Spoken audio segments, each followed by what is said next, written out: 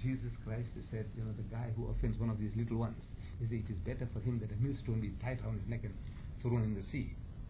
Is that not all dictatorship? No, no. This is the law of God. We want you to lead your life according to that. This is God's law. And if you want peace, we say there is no other way but to submit to His law for everybody's benefit. It doesn't say that you Muslims, you must not drink, but you sell it to the Christian. Let him become a drunkard. Let him ruin his life. No, no. Islam doesn't say that. He says, not only that I can't drink, I'm not supposed to drink, but I'm not supposed to plant vine, grape trees. The Holy Prophet Muhammad has said, cursed is he who grows grapes for brewing. Cursed is he who crushes it. Cursed is he who bottles it. Cursed is he who sells it. And cursed is he who drinks it. So the Muslim has got nothing to do with this type of industry.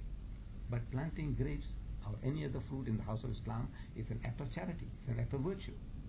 If you plant it for eating, it's a blessing. If you plant it for selling, it's a blessing. But if you plant it with the idea, what am I going to do with all these grapes? In Stellenbosch, if you are living, you inherited 50 acres or 50 hectares of land. What are you going to do with all those grapes? He said, no, I'll send it to the winery. I'll send it to the brewery. You are an accursed person. But he said, no, I'm going to sell it 6 pence a pound. No, 5 cents a pound. Let the people have it, enjoy it. It's an act of virtue. So this is how Islam wants to change your outlook. Pigs is a very easy thing to rear. Money, money, money, pigs. Alcohol, money, money, money. Tractor sales, gambling, money, money, money. But the Muslim, his hands are clean, relatively. I can't find a Muslim who's doing that.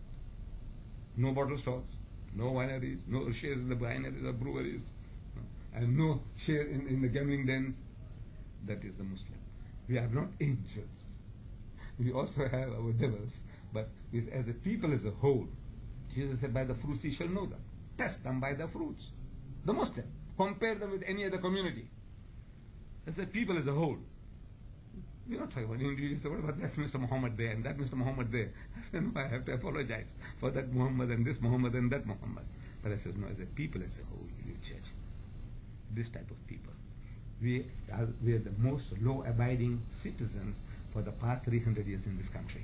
That's our apartheid government. The testimony.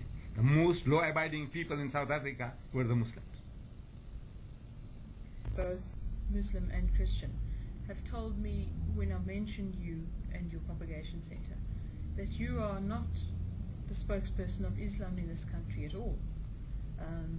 What would your comment be on that? Now, I thought if I knew this before, you went around meeting them, I would have told you, if they tell you that, ask them, have you got a spokesman? At all. Have you got a spokesman at all? That is, no, not that, but so-and-so, so-and-so. And the guy will tell you, no. So look, you have number one. To start with, there is no such thing as a spokesman for Islam. Every Muslim is supposed to be a spokesperson for Islam. Then I said, you see, in the case of Jesus, was he a spokesman for Jewry? Was he? No. His people, every time he opened his mouth, they picked up stones to stone him. What kind of a spokesman is that? That's history. Your Bible is full of it.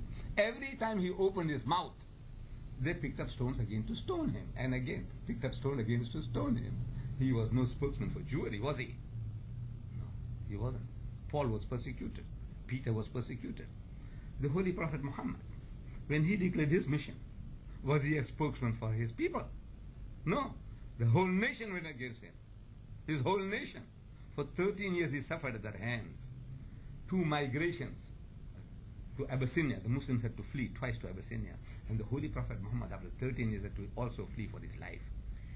So, in other words, he was no spokesman for the Arabs.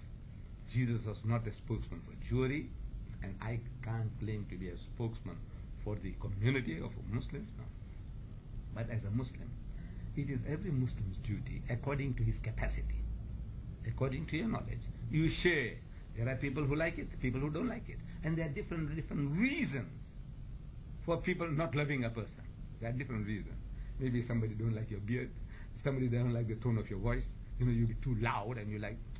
These are 100 different reasons a man finds. If you don't want to like a bad person, if you want to dislike a person, there are 100 different reasons. You can hate Jesus, and you can hate Muhammad, and you can hate Ahmadiyya. Because these people have said there are spokespeople, there are chairmen of Islamic Foundation groups that they would prefer of a spokespeople of Islam. Who is talking? The only person in South Africa who's talking is me. There's not a single Muslim in the history of South African Muslims have ever been to the City Hall of Durban, Johannesburg, Cape Town, Maritzburg to go and deliver the message of Islam. There hasn't been. In the history of South Africa, it hasn't happened. Right? And that happens to be the only guy doing the job. So there are people might resent it. They say, look man, this guy is not a learned fellow, and I'm not. According to your people's academic education, I am not an educated fellow.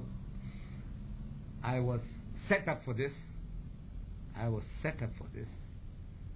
You know, when I tell people that, you know, I'm a standard 6 Johnny at PSC, I was like primary certificate, I'm a standard 6 Johnny, and I'm recognized in the whole Muslim world as an authority on comparative religion.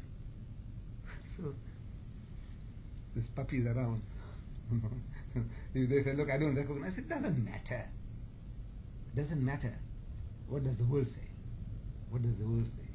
My society happens to be the most successful of any religious organization of this nature in the world. The proof of the pie is in the eating. By the fruits you shall know them. The fruits, the fruits. Your societies and boys, what are the fruits? My boys and society, what are the fruits? So this is it. I'm invited to Australia. At the end of the month, I'm going to Australia on a lecture tour. There's a invitation waiting from America, from England, from the Arab countries. They want me, they want me, they want me, they're hungry for me. But Jesus said a prophet is not without honor, except in his own country. That was his position. So, if my position becomes similar, it doesn't really worry me. This was Jesus, the Prince of Peace. People, you know, he said in his own Galilee, he said, a prophet is not without honor except in his own country, among his own people, his own family. If South Africa, let's say years down the road, was to become an Islamic country, what would the practical implications be to our society firstly regarding religion, and secondly regarding how would the laws of this country change? As with regards to religion, there's freedom of religion. Islam allows freedom of religion. You see, the Muslims ruled Spain for 800 years. We ruled Spain, a European nation, for 800 years. But after 800 years of Muslim rule, the Muslims were kicked out to a man. There was not one person left in that country to give the azan, the Muslim call to prayer, after 800 years of Muslim rule. So if there was any type of coercion, I can't imagine for 800 years the Spanish people could have survived as Christians. We Muslims ruled India for 1,000 years. And after 1,000 years of Muslim rule, eventually when partition takes place, the Muslim gets 1/4, the Hindu gets 3/4. If we use any type of force, these Hindus wouldn't have been left there. So Islam gives you freedom of religion. If people as a whole, if you think alike, the majority of the people feel that, you know, you have a referendum, or like the political party ANC, if it was voted into power with some 80% or 90%, they wouldn't have needed anybody's assistance in the voting to change the constitution. So they say. You know, so 80% of the people, if they were all ANC, or if the Inkatha becomes 80% in the government, they don't need any help from anybody else to change the constitution. So similarly, now, if we reach such a stage that the bulk of the people are Muslims and they vote the Muslim party into power, and they say, right, no alcohol in the country. All the wineries and the breweries must close down. All the bottle stores must close down. What objection has any reasonable person to have against that? If 80% of your people, 75% of your people says no alcohol, no gambling, no racing, what is wrong with that? What is wrong with that? If this is what the people want, give it to them. If they want abortion, give it to them. If they say no abortion, give it to them. That's what you say. That's your philosophy. So then what have you to grumble over?